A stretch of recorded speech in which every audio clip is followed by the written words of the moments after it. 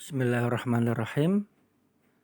Assalamualaikum warahmatullahi wabarakatuh. Alhamdulillahi rabbil alamin. Wabihi nasta'inu ala umuri dunya waddin. Wassalatu wassalamu ala ashrafil anbiya'i wal mursalin. Wa ala alihi wa ashabihi ajma'in amma ba'du. Jamaah sekalian yang semoga selalu dirahmati oleh Allah Subhanahu wa taala.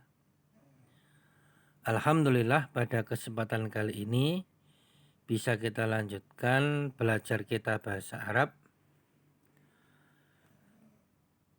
yang kita ambilkan dari kitab Durusul Lughah Al-Arabiyah yang merupakan karya Imam Zarkashi dan Imam Syubbani rahimahumallahu ta'ala.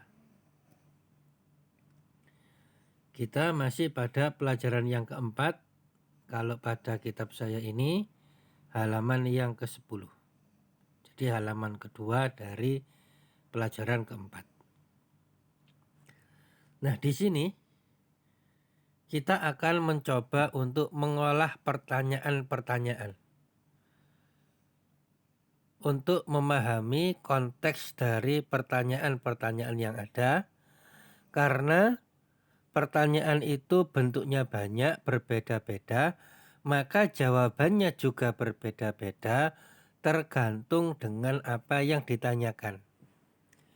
Maka di sini kita berusaha untuk memahami apa yang ditanyakan.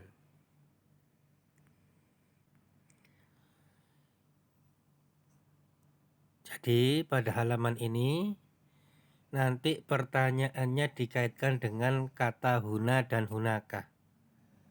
Nah, namun tidak dikaitkan dengan isim istifham aina. Tapi dengan istifham hal, madza, dan nanti juga bisa yang lainnya. Karena meskipun dalam suatu pertanyaan terdapat kata huna atau hunaka, belum tentu yang ditanyakan adalah tempat. Tapi kalau terdapat istifham aina, baru itu menanyakan tempat. Nah, terlebih dahulu mari kita baca kata-kata atau kalimat-kalimat yang ada pada halaman ini yang sudah nampak di layar. Hal huna tallasatun? Naam, hunaka tallasatun. Apakah di sini ada penghapus papan tulis? Ya, di sana ada penghapus papan tulis. Maka di pertanyaan tertulis huna, tapi jawabannya terdapat kata hunaka. Nah, apakah yang seperti ini bisa? Bisa, yaitu apabila tallasatun atau penghapus papan tulisnya berada di dekat orang yang bertanya, tapi jauh dari orang yang menjawab.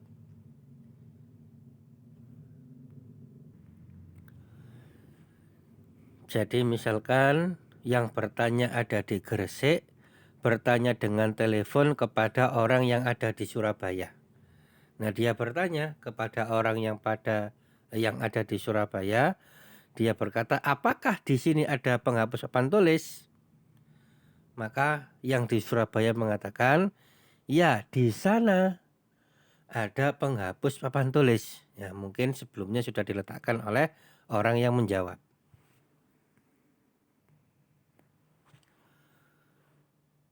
Yang selanjutnya, hal hunaka maktabun? Naam, hunaka maktabun. Apakah di sana ada meja? Ya, di sana ada meja. Hal hunaka masjidun? Naam, hunaka masjidun. Apakah di sana adalah masjid? Ya, di sana itu adalah masjid. Hal huna faslun? Apakah di sini adalah kelas? Naam, huna faslun. Ya, di sini adalah kelas.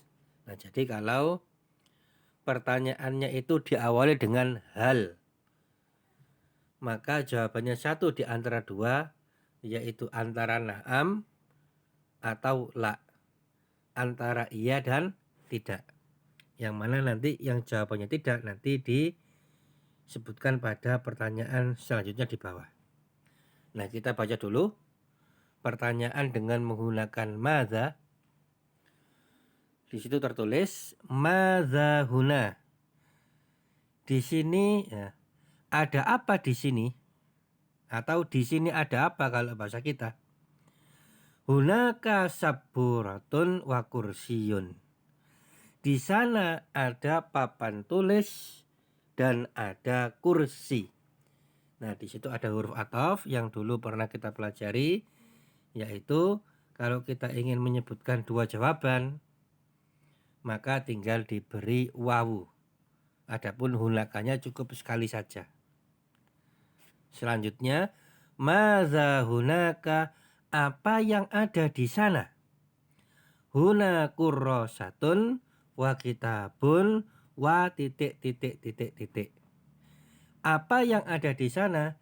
Di sini ada buku tulis, ada buku, dan titik titik titik titik. Nah, maksudnya itu bisa diisi sendiri.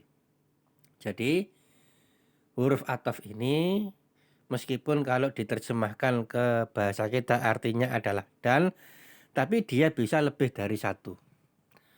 Nah, kalau dalam bahasa kita, bahasa Indonesia kan misalkan kita mau menjelaskan bahwasanya di rumah ada buku dan pensil. Maka kita katakan di rumah ada buku dan pensil. Nah, tapi kalau ada tiga benda, misalkan buku, pensil, dan gelas, maka nanti yang depan dikasih koma. Di dalam rumah ada buku, koma, pensil, baru, dan rumah. Jadi dannya cuma satu. Tapi kalau dalam bahasa Arab pakai wawu semuanya, nggak pakai koma. Jadi misalkan titik-titiknya itu mau saya beri kata mimhatun penghapus. Maka jawabannya adalah seperti ini. Huna kurrosatun wa kitabun wa mimhatun. Nah, jadi di situ wawunya ada dua. Saya ulangi ya. Jadi dikasih wawu dua-duanya. Misalkan huna kurrosatun wa kitabun wa mimhatun. Di sini ada buku tulis dan buku atau kitab dan penghapus. Lanjut. Kembali menggunakan kalimat hal tapi nanti jawabannya la atau tidak. Hal hunaka tollasatun, la huna mimhatun. Apakah di sana ada penghapus papan tulis? Tidak, tetapi di sini ada mimhatun, yaitu penghapus pensil. Nah, kata orang setip. Hal huna finaun, apakah di sini adalah halaman rumah? La bal huna faslun, tidak, tetapi di sini adalah kelas. Halil masjidu huna. La bal hunaka, apakah masjid tersebut di sini? Tidak, tetapi di sana. Kalau lebih detail lagi tidak, tetapi masjid tersebut ada di sana. Nah, untuk pertanyaan terakhir ini agak berbeda dengan pertanyaan sebelumnya. Meskipun sama-sama diawali dengan hal, tapi yang dikonfirmasi di sini adalah masjidnya. Hafal? Yang dikonfirmasi di sini adalah bukan masjidnya, tetapi tempatnya masjid. Adapun yang di atasnya hal huna katollasatun dan hal huna finaun itu Yang dikonfirmasi bukanlah tempatnya penghapus dan bukan tempatnya teras atau halaman, tidak. Tetapi yang dikonfirmasi adalah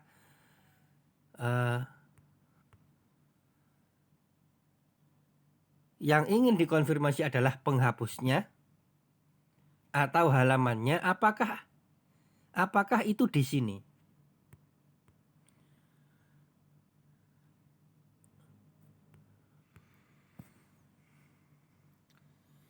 Jadi saya perjelas lagi. Nah, saya cuma tampilkan 3 baris ini ya. Antara baris 1 dan 2 itu berbeda dengan yang ketiga, meskipun sama-sama menggunakan istifham hal, yang mana keduanya untuk membenarkan atau untuk mengkonfirmasi. Tetapi jawabannya berbeda, maka bisa kita ketahui bahwa yang ditanyakan pada ketiga pertanyaan ini adalah pertanyaan yang berbeda. Pertanyaan 1 dan 2 itu konteksnya sama, adapun yang ketiga itu berbeda. Bedanya di mana? Bedanya adalah ada pada hal yang ditanyakan.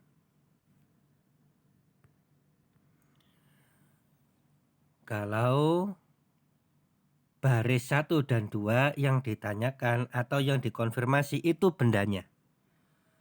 Oleh karena itu, ketika dijawab la, jawabannya berbeda dengan pertanyaan. Misalkan pada baris yang pertama, hal hunaka tollasatun. Apakah di sana ada penghapus papan tulis? Jawabannya tidak. La, bukan penghapus papan tulis, tapi penghapus mimhatun, penghapus pensil. Nah, maka pertanyaannya yang pertama itu dijawab dengan mimhatun, itu sesuatu yang berbeda. Ya, tapi yang ditanyakan adalah bendanya. Begitu pula dengan yang kedua, hal huna finaun. Apakah di sini adalah teras atau halaman rumah? Jawabannya tidak, bal huna faslun. Jadi di sini tidak, tetapi di sini adalah kelas. Nah, jadi yang ditanyakan pada baris yang kedua itu bukan tentang hunanya, tapi tentang finanya. Maka jawabannya bukan fina, tapi faslun. Nah, baru pada baris yang ketiga, halil masjidu huna la bal hunaka. Apakah masjid tersebut di sini? Jawabannya tidak, tetapi di sana. Jadi yang ditanyakan di sini itu lebih titik berat kepada hunanya, di sini. Apakah di sini? Adapun masjidnya sudah jelas, tapi yang tidak jelas adalah tempatnya masjid. Oleh karena itu jawabannya la, tidak. Maksudnya masjidnya tidak di sini, tapi hunaka, tetapi di sana. Nah, jadi beda ya, semoga dipahami. Nah, kalau belum paham diulangi lagi.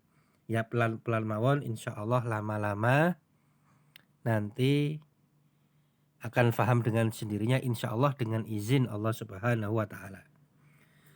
Jadi intinya yang ingin kami sampaikan, bahwasanya pertanyaan itu bermacam-macam, konteksnya bermacam-macam, maka jawabannya itu tergantung dari konteks apa yang ditanyakan. Saya permisalkan saja dengan bahasa Indonesia. Ya, misalkan di sini ada gambar lemari. Ya, ini misal saja ya. Permisalan saja di sini ada gambar lemari.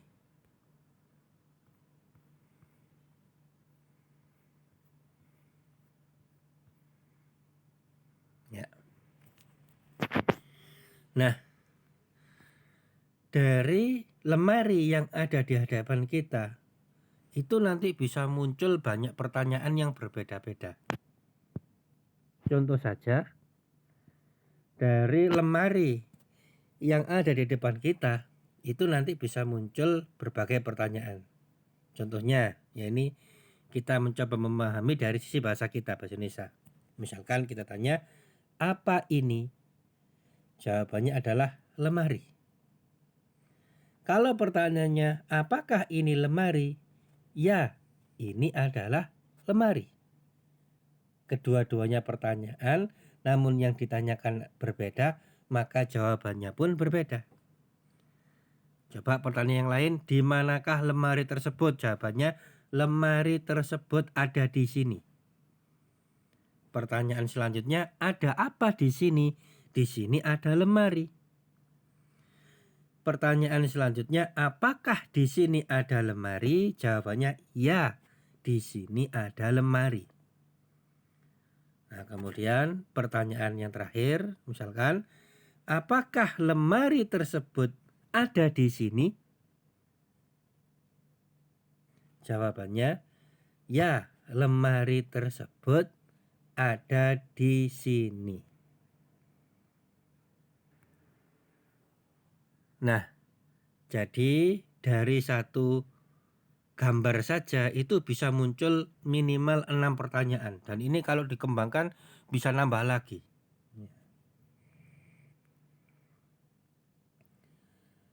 Nah, yang saya bahas panjang lebar tadi tentang pertanyaan terakhir yang bahasa Arab tadi itu mirip dengan pertanyaan nomor 5 dengan nomor 6. Nah, seakan-akan pertanyaan 5 dan 6 yang nampak di layar ini itu seakan-akan sama tetapi berbeda. Ya. Kalau pada pertanyaan nomor 5 yang dipertanyakan adalah keberadaan lemari itu di sini. Ya. Maka jawabannya antara ada lemari dan tidak ada lemari di sini.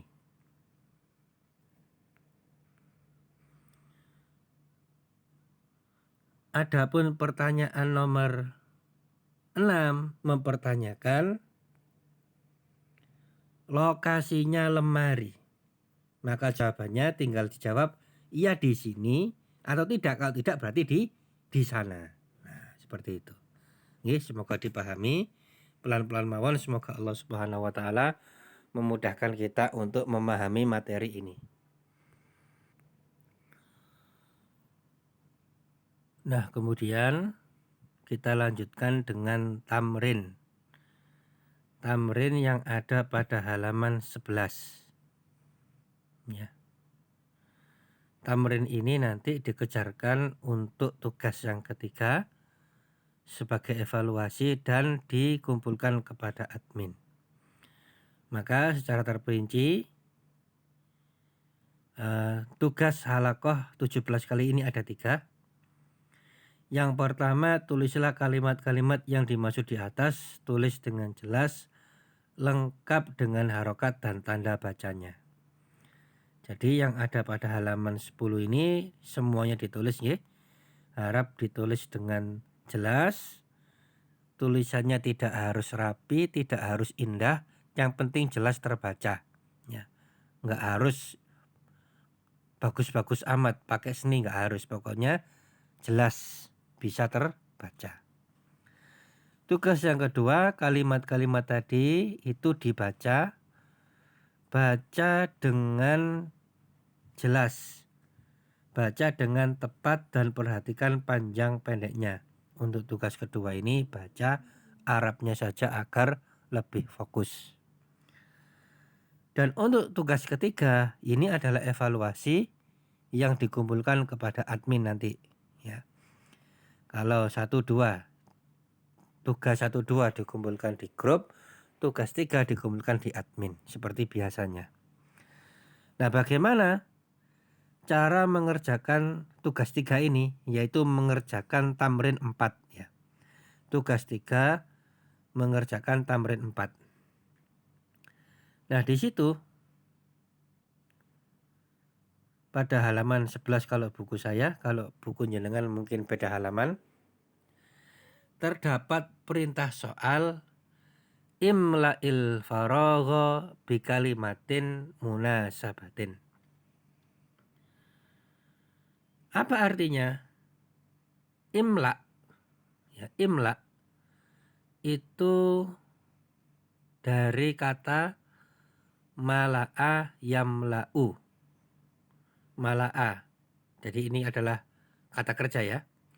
Mala'a artinya telah memenuhi, yamla'u sedang atau akan memenuhi, imla itu kata perintah, kata kerja perintah artinya adalah penuhilah. Adapun farogun itu adalah ruang kosong. Kalau ditambah dengan alif lam menjadi al-faraghu, tanwinnya hilang sebagaimana telah kita pelajari. Nah, adapun kata bi kalimatin itu dari kata bi ditambah dengan kalimatun. Bi artinya dengan, kalimatun artinya kalimat atau artinya kata. Ya. Kalimatun bahasa Arab artinya dalam bahasa Indonesia adalah kata. Maka kalau digabung bi kalimatin dengan kata. Ya. Kembali pada perintah soal. Imla'il faragha, isilah ruang kosong. Kalau bahasa kita, isilah titik-titik di bawah ini. Nah, kira-kira seperti itu. Bi kalimatin munasabatin, dengan kata yang sesuai. Jadi untuk tamrin 4 ini ada 6 soal. Silahkan diisi dengan kata-kata apapun, terserah. Yang penting cocok, yang penting sesuai. Berarti untuk memahami tamrin nomor 4 ini dibutuhkan pemahaman. Afan, untuk mengerjakan tamrin 4 ini maka dibutuhkan pemahaman. Jadi pahami konteksnya dulu. Oh, ini ada alif lamnya, oh ini tidak ada alif lamnya. Maka yang cocok pakai diisi kata ini. Nah, seperti itu. Ya. Jadi silakan dipahami dulu, kemudian diisi dengan kata yang cocok. Bisa dengan kata apapun, ya. Terserah mau dikasih dengan kata apa, kata benda apa misalkan, terserah. Nah, yang penting sesuai dengan konteks yang ada.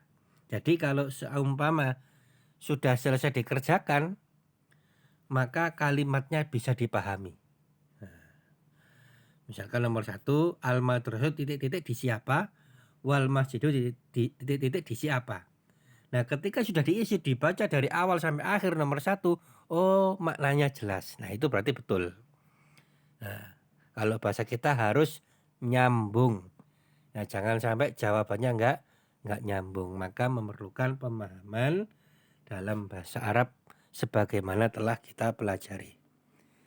Nah, jadi halaqah kali ini cukup panjang ya, dan tugasnya pun cukup banyak.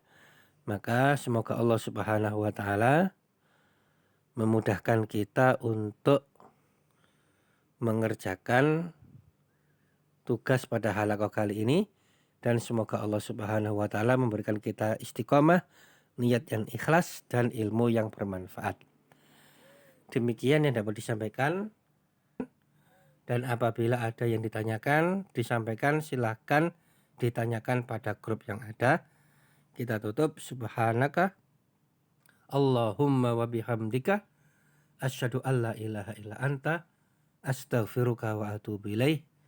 Wassalamualaikum warahmatullahi wabarakatuh.